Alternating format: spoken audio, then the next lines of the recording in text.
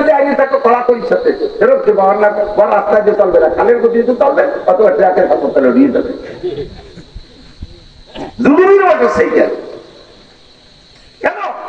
যদি তুমি এভাবে যৌতুকের টাকা আনো, নবী পাক বলেন যে এই ব্যক্তি বিয়ে করে দিন মোহর দেওয়ার নিয়ত নাই, বউরে ফাঁকি দিয়ে কাটাই যাবে। আছে না এরকম অনেকে? ও বাসর রাত্রি একাই জমি জানি বাসর রাত্রি গুসুম দিয়ে বসে যায় কথা কথা স্ত্রী কি ব্যাপার?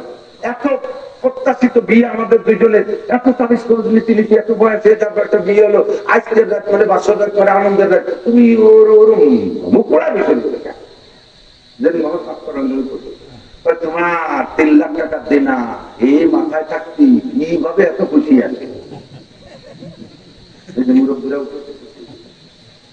বলতে কি করে ওগুলো বাদ দেন সব মা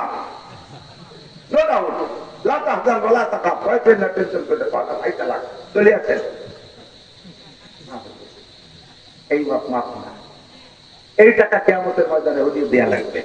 অপকৌশল বাদ দেন, এই টাকা দেওয়া বাতিল।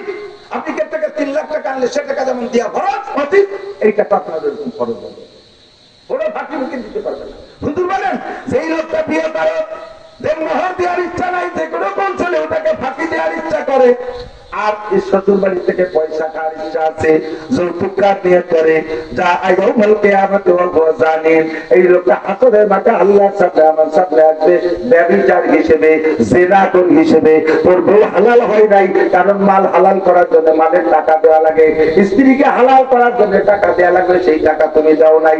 সাবধান, তাড়াতাড়ি যারা দিনা আছেন স্ত্রীর কাছে টাকাগুলো পরিশোধ করে মরেন, মরার আগে দিনা পরিশোধ করবেন। নগদ টাকা যদি না থাকে 2 টাকা জমি হলেও চাপির নামে লিখে দিয়ে যাইয়েন, নইলে তুলসিরাতের উপরে গলা থেকে ধরবে, ওদিনে স্বামী গুলে তোয়াক্কা পারবে না।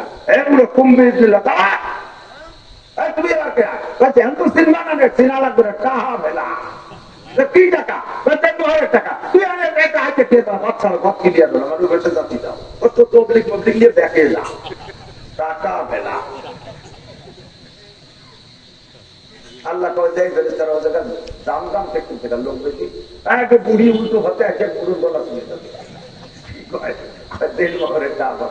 আদায় করে যাবে কাবনে তো ভগেট নেই যে পয়সা করে নিয়ে যায়, সে তো সে ন্যাংটা ব্যাংটা হয়ে গেছে, হ্যাঁ এই পয়সা তো উপর থেকে বুড়োর আমল নামা চেক করে প্রত্যেক 2 পয়সার পরিবর্তে 700 রিকাত নামাজ বুড়োর আমল নামা থেকে বুড়ির আমল নামায় ট্রান্সফার করো, দাও বিকাশ করে দাও, রকেটেই দাও, তাড়াতাড়ি শুনে যাও, ধমাধম করে বুড়োর আমল নামা খাটিয়ে দিতে রয়েছে, দিতে দিতে সব শেষ। এরপরও 5000 টাকা বাকি দিচ্ছে, ফেরেশতার আল্লাহ 5000 টাকা বাকি রয়েছে, বুড়ির গুলো গুণা থাকলে তো বুড়োর গাড়িও করে দেবো, বুড়িরে দিয়ে দেবে, হাসি উড়ে দিয়ে না, হাসি উড়ে দিয়ে না, বিয়ে করতে দেন মহল লাগে দিয়ে দিয়ে বেশি করে দিয়ে। বেগুনি তেল তেলি যায় কোন জায়গা, ওই কিনা ব্যাটেও কিছু যায়, ব্যাটে যায় না, ওই কি তেল তেলি ব্যাটে যায় না, ব্যাটে যায়, কোলটি যায় যায় যায় বেগুনি মধ্যে ব্যাটেও তো যায়, তাহলে বেগুনটা তেল কম দেবো কেন? বউকে টাকা দিলি, বউ যদি বউর মতো বউ হয়, মানুষের জাত মানুষ হয়, ওই টাকা দিয়ে বাপের বাড়ি যাবে না, আপনার ছেলেদের জন্যই সে খরচ করবে, তাতে ওখানে দিয়ে তো লস নাই, হাতে যায় দেখে নিয়ে যাক বাপের বাড়ি দিয়ে কোনো সমস্যা নেই, কিন্তু তার টাকা তারা দিয়ে দিতে হবে, তার দিনা তার কাছে শোধ হবে।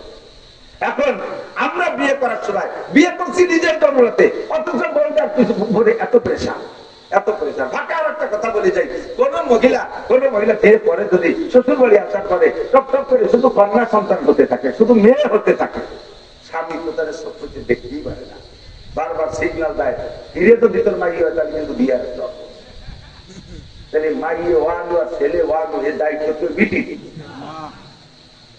এ জায়গা তার কোনো হাত আছে?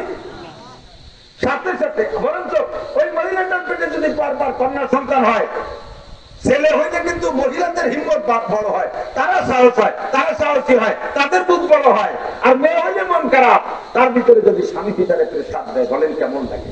এর ভিতরে বাড়ি শ্বশুর শাশুড়ি বুড়ো বলি, সে যদিও ওই বউটাকে কোনটা সাহায্য দেয়, ওর মধ্যে সব পেটে দেখতেই পারে না, কালি ভাটির বাচ্চা বলতে ভয় যাচ্ছে, তাদের বাংলা ওই লোক ভয় কাকি এবার করতো ওই যেটা বাহনের বাচ্চা, এই বউটাকে সত্যি যেটা ছেলে হয় তারা আদরের আছে, ছেলে মেয়ে কে দেয়? সবাই বলে না কে দেয়? আরো ধরে কে দেয়? আল্লাহ আকবার। ইয়াহাবু লিমান ইয়াশাউ ইনাসা ওয়া ইয়াহাবু লিমান ইয়াশাউ যুকুর আও ইউযাব্বিজুহুম যুকরানা ওয়া ইনাসা ওয়া ইয়াজআলু মান ইয়াশাউ আকীমা। যাকে খুশি ছেলে আল্লাহই দেয়, যাকে খুশি মেয়ে আল্লাহই দেয়। কেউ আবার ছেলে দেবে জমাল দেয়, আবার কেউ কে আল্লাহ বাজা বানায় রাখে, নিঃসন্তানী বানায় রাখে। এ জায়গা মানুষের কোনো হাত নাই।